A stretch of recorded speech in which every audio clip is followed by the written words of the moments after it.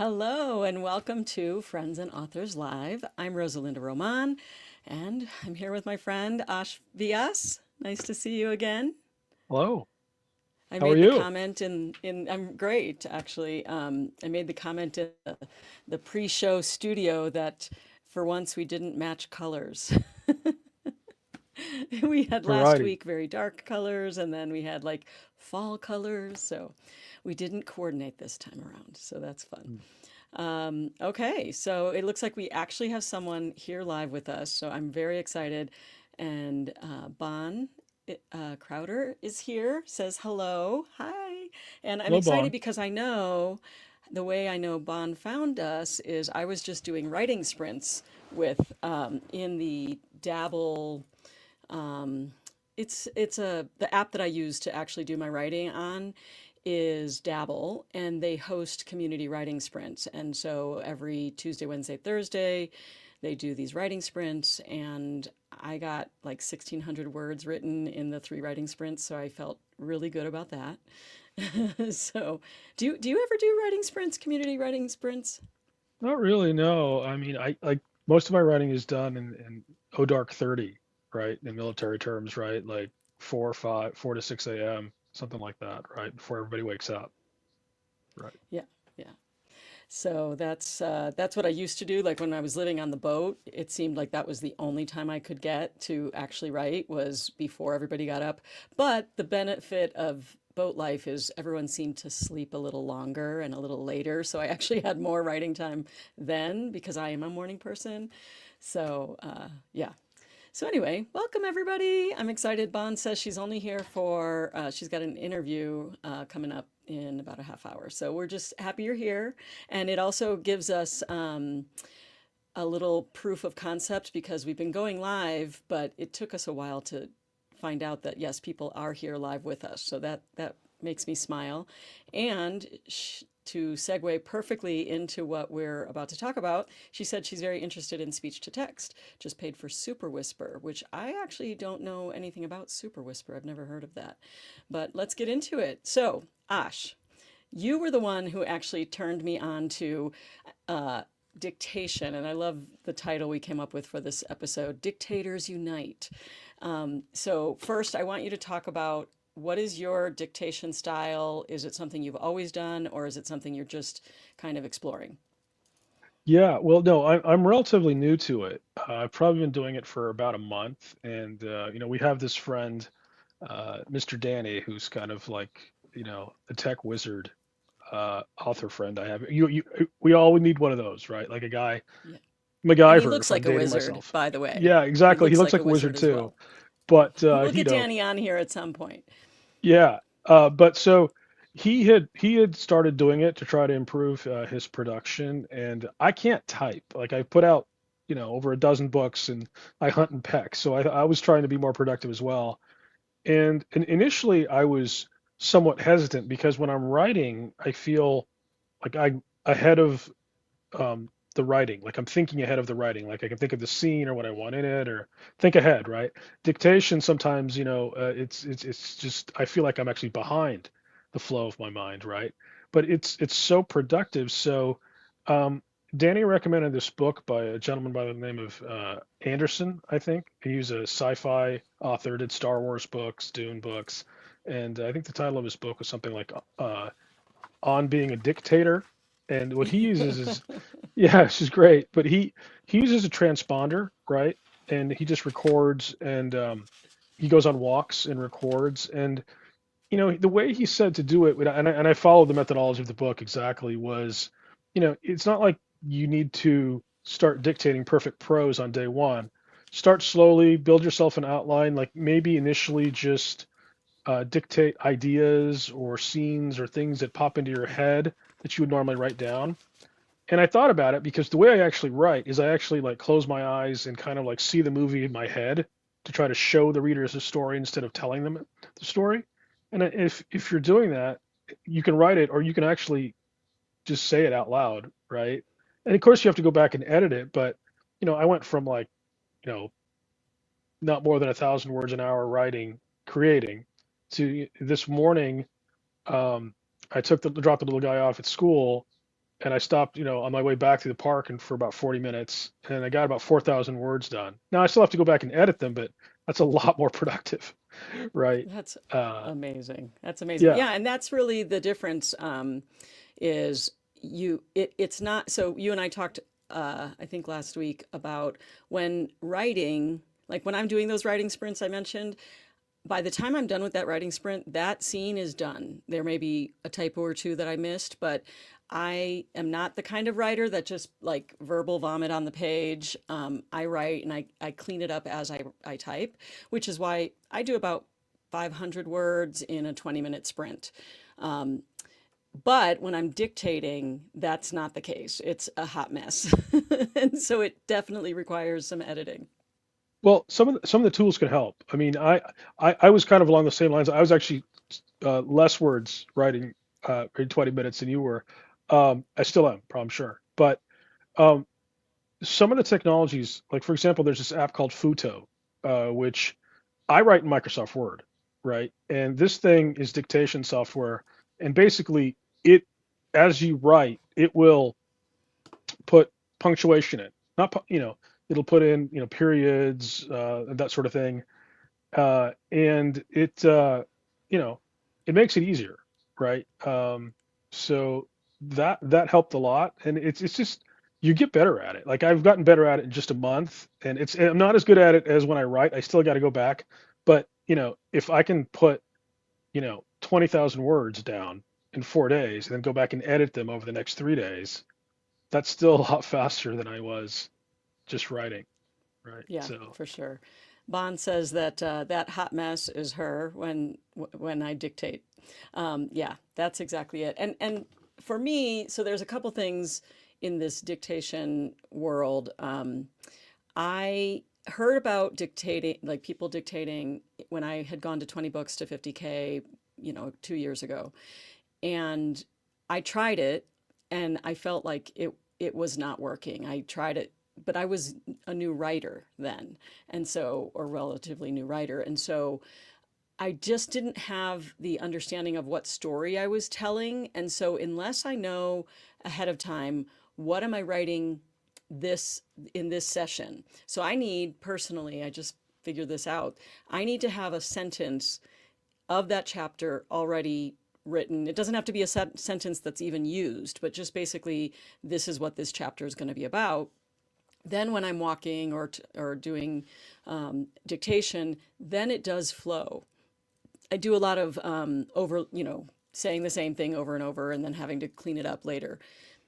The other thing I wanted to say about dictation and why I wanted to stick with it is I have osteoarthritis in my hands, and it just keeps getting worse the more I'm writing. I'm writing a lot now. I wrote over 300,000 words last year, and I mean published words.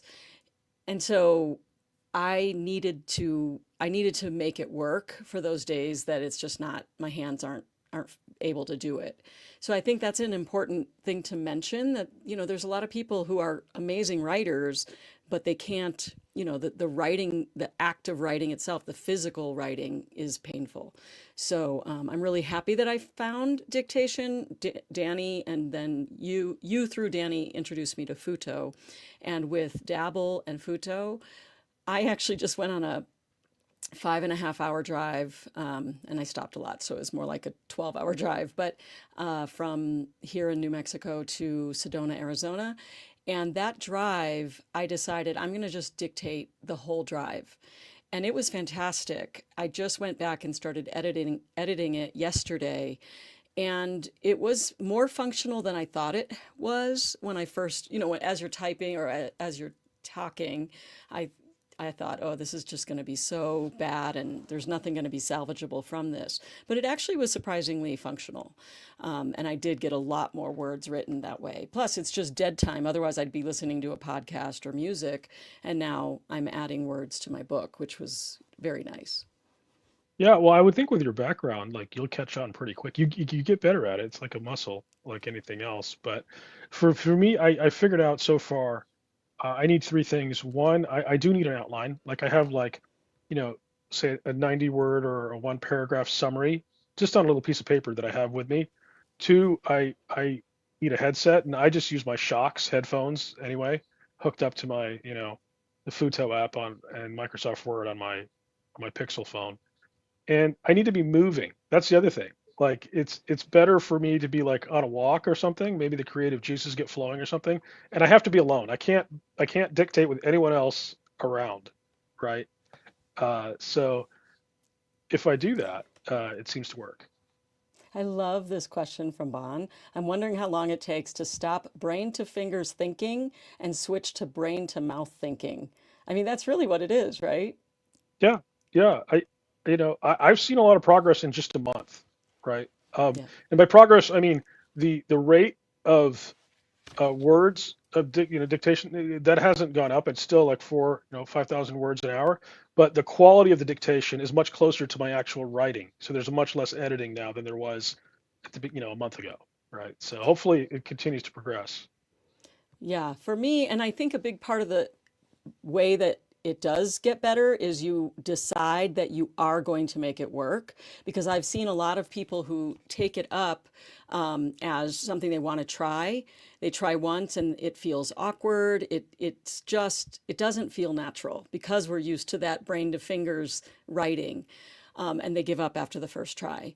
And if you stick with it, if you say to yourself, okay, I am going to make this work because I have a lot of dead time driving, or, I'm walking or on the treadmill, and I want to use that time to get more words in, like you said, in a month, you'll see massive improvement in your ability to dictate. And it really is a different way of writing. For me, I prefer the typing. I love journaling, with a fountain pen and a piece of paper.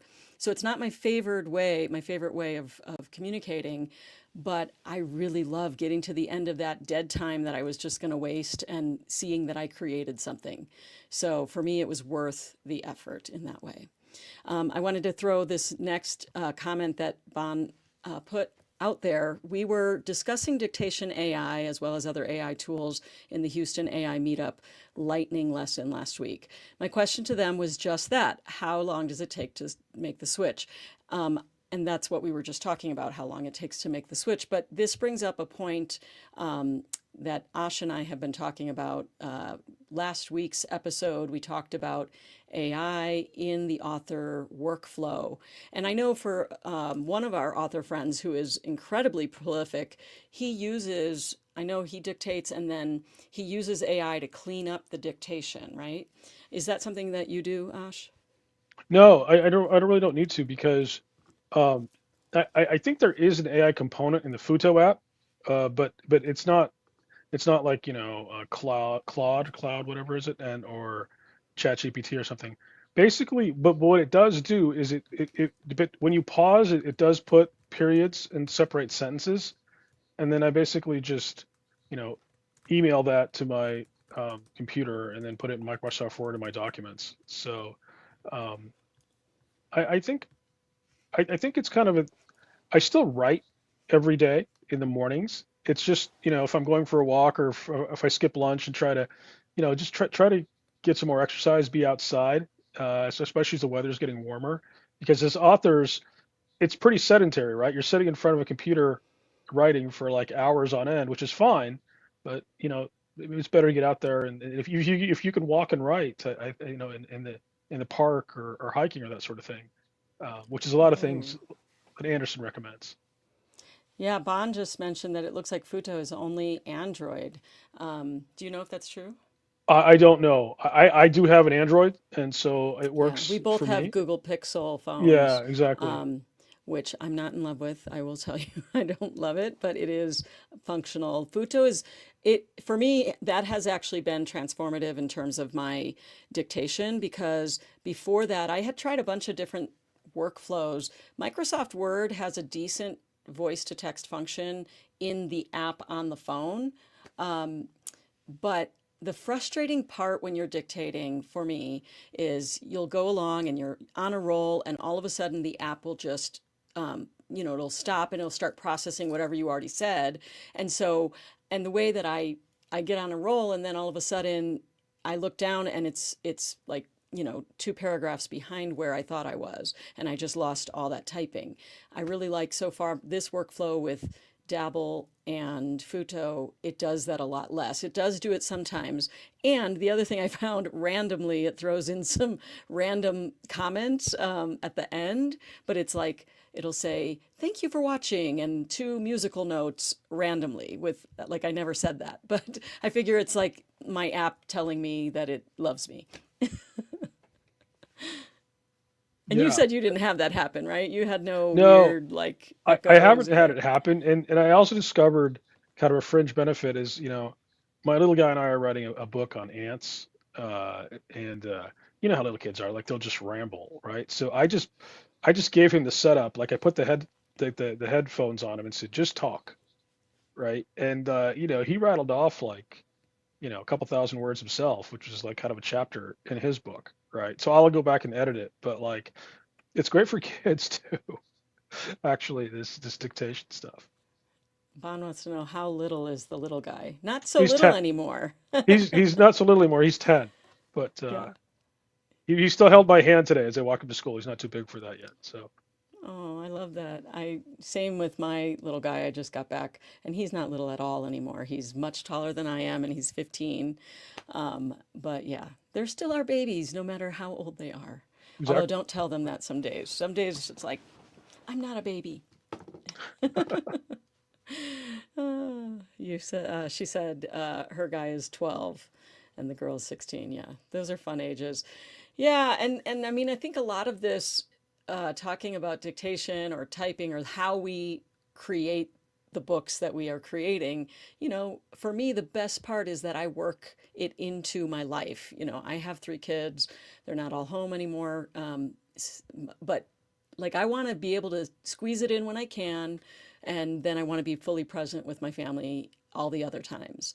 So when I'm waiting to pick my son up at school, I'm just sitting there in my car. So that's a chance to get another 200 words written if I have this dictation down. So that's why it matters to me to really make sure that I can figure out how to do this.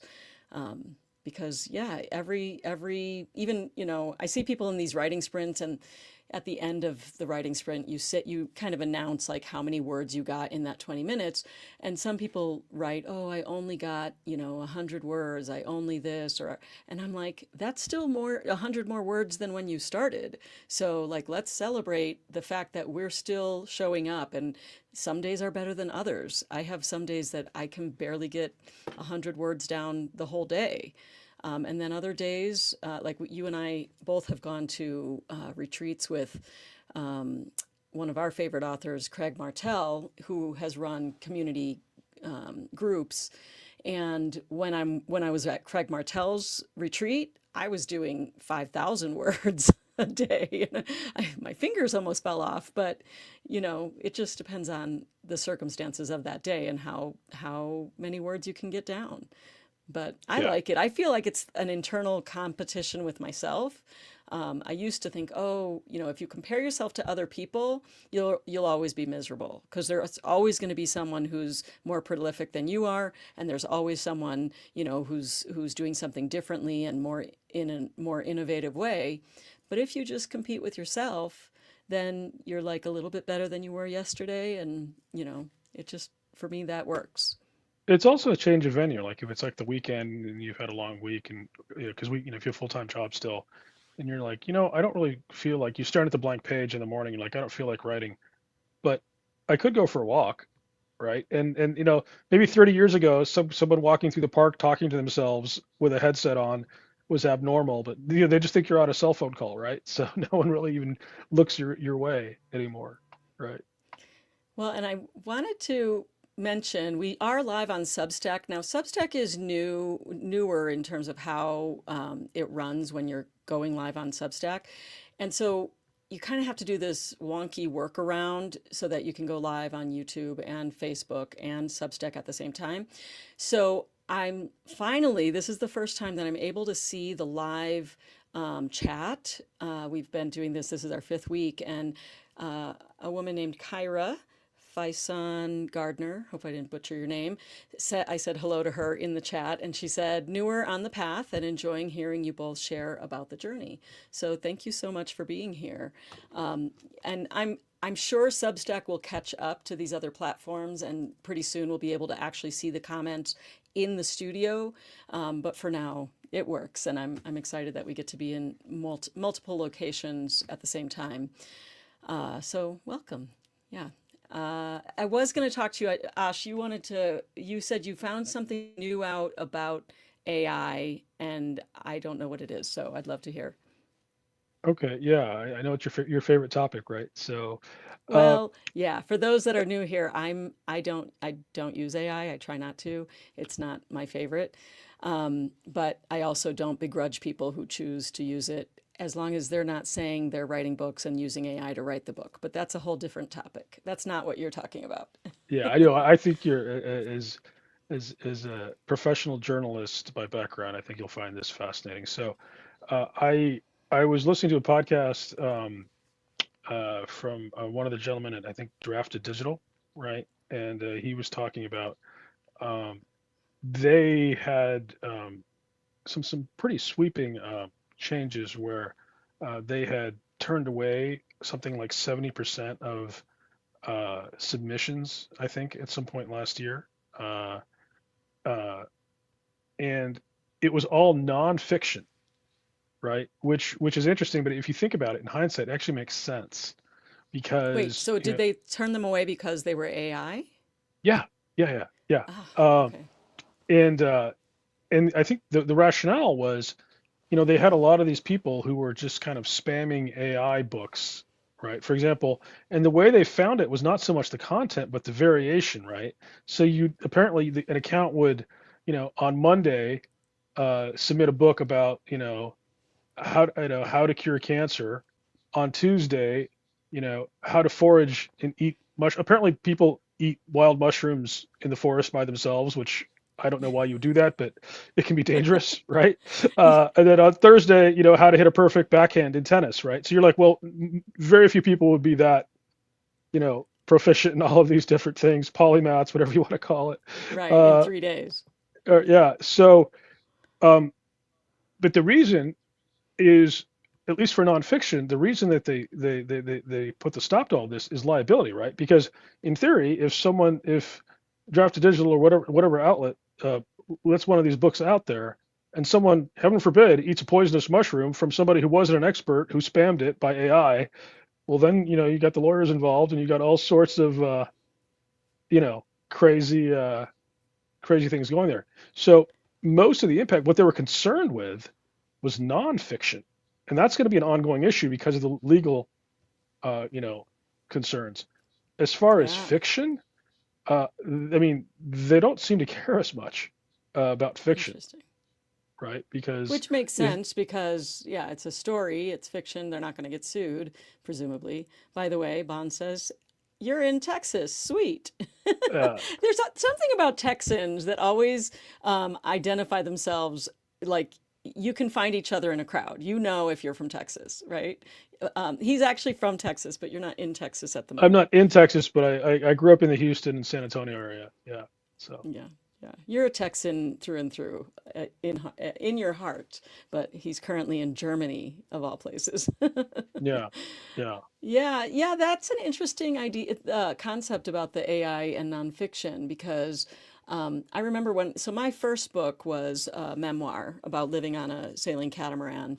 And as I was going through, getting it ready for publication, I had written the book, but then like I went through and decided, okay, what names do I actually leave in and what do I take out? And somebody advised me, oh, you need to take out all the names because, you don't want to risk getting sued. Well, I reached out to my friends because most of it was just stories about, I was on this wonderful island and I had this great time with a wonderful friend. So I asked permission to use their names. But anyone that was like I couldn't track them down or whatever, yeah, you change the names. And I could see why that could be a real problem if AI is just kind of spitting something out and making something up. And yeah, that's scary. And not to mention when you do a search and it's AI, AI gives you an answer, it's not always right. And so, like you're saying, like you may be eating poison mushrooms because AI saw somebody else mention it and ingested that into its knowledge base. And now all of a sudden it's like, yeah, that's perfectly fine. And it's not. Okay, So, but to be fair, in that case, it's not actually the AI's fault, right? It's the person who wasn't an expert who published something that they don't know about. which brings me back to my number one pet peeve. Give Exactly. credit where credit is due. Because if every time AI spit something out and told me where they got it from, then I could go to that source and decide whether or not they are someone I can trust. And that's why it bothers me. You just, in a nutshell, just made my point for me. Because Yeah. if if we know, and I look at that person and I'm like, wow, they're a quack, they don't know what they're talking about, then that's on me to decide whether or not to follow their advice.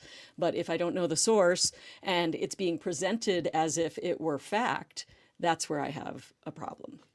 Yeah. I mean, I think their conclusions were, I guess there was some, I was ignorant of this, but there was some New York Times story, I think in December, uh, sometime recently, about a lady in Australia who'd published all sorts of books with AI and made herself, a great income in 2025. And there was a lot of backlash about that. That's one end of the spectrum, I think. But most authors, I think, are kind of using it for who are using it for, research and that sort of thing. For example, like the book I'm currently working on is set in New Orleans in the 1870s, right? And if you've been in New Orleans, I think the St. Louis Cathedral and the St. Louis Cemetery are pretty well known. But if you just type in like, hey, can you please describe what it would have looked like in 1875? It'll tell you, well, because of the water level, the tombs are above ground. There's a lot of moss and peat, and the stones used to be white, but then after this flood, they became onyx. And you're like, okay, well, this is a wealth of information to help you build a world for your story, right? Yeah. Set in New Orleans, right? So, uh, And that is a benefit. And then you take that and you verify it and you of course, extrapolate from there. So I see that as a very valuable thing that people use it for. Uh, and Bond mentioned that there are the AI hallucinations, where it's just like it just made something up, and you're like, that is not true.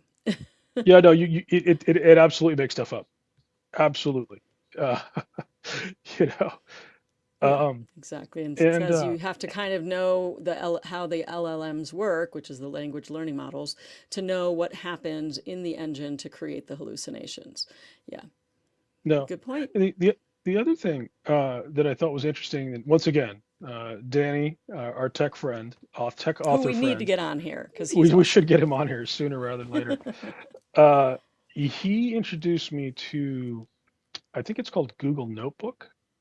I don't know if I told you about this, but it's basically part of the Google suite. Like it's on, if you have a Gmail account, it's one of the little icons that in the drop-down box. But what it is, it it lets you search for something, and then, like, say you bring in 25 items, and then it limits your search to that universe. So, for example, like, if I happen to know an author who was going to do a series on China, she could We don't know request. anyone like that. Exactly. She could request 25 sources on the Belt and Road Initiative or whatever in China, and then the information you draw is only from those 25 sources, so you could verify each one.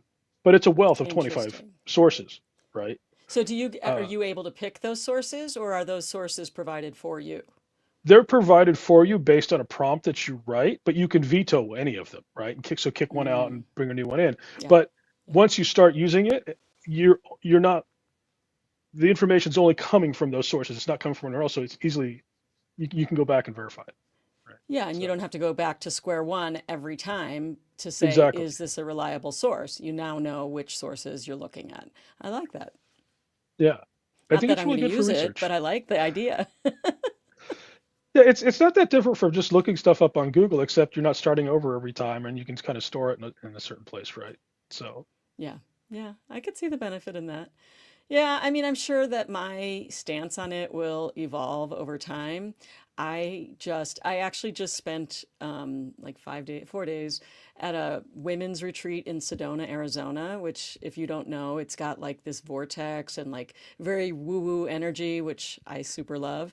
And it was tech free. So I had the whole weekend with no tech and it was joyous. And I realized I really am an old school girl. I really like to not, I mean, I'm also the one that sets up these lives and I love tech and I've always been kind of at the forefront until AI. I was at the forefront of all the tech.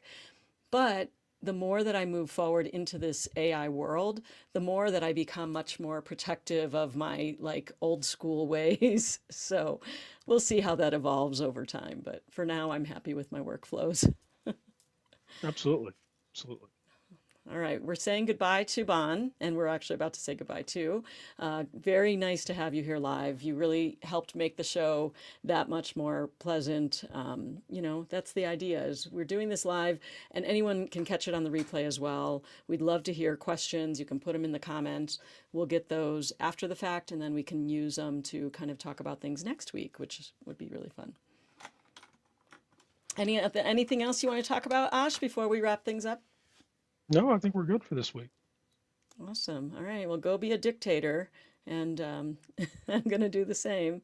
And we'll see what we have to talk about next week. We have a big trip coming up. Ash and I are actually going to both be in Ireland for the Ireland's Publishing Show. So we'll certainly talk about that. And I'm really hoping we get to interview some of the awesome authors that we see there. So we'll see. I won't promise, but that is going to be something we'll effort at least. We'll try. All right. So that's it. That we're going to end the live stream. Thanks for being here, everyone. I'm Bye now. Rosalinda Roman, and you are? Ashvias. All right. See you later. This is Friends and Authors Live. We'll see you next week.